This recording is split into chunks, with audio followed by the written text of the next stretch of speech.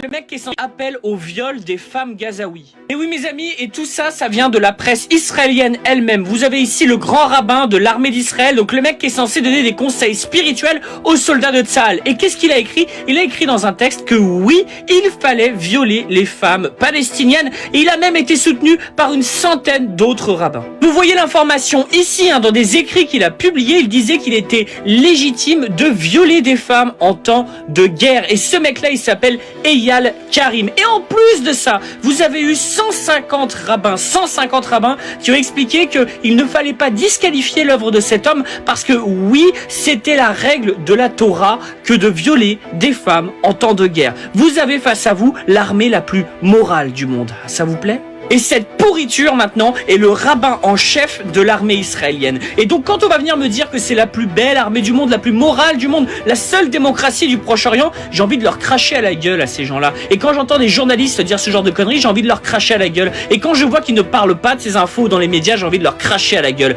Et si vous aussi vous êtes très énervé par cette situation, soutenez-moi parce que moi j'essaye de faire ce travail de réinformation. Vous mettez un like, vous partagez et moi ça m'aide et ça m'encourage à continuer parce qu'il faut diffuser la vérité, la bonne parole sur ce qui est en train de se passer réellement en Israël et en Palestine. Enfin dans l'entité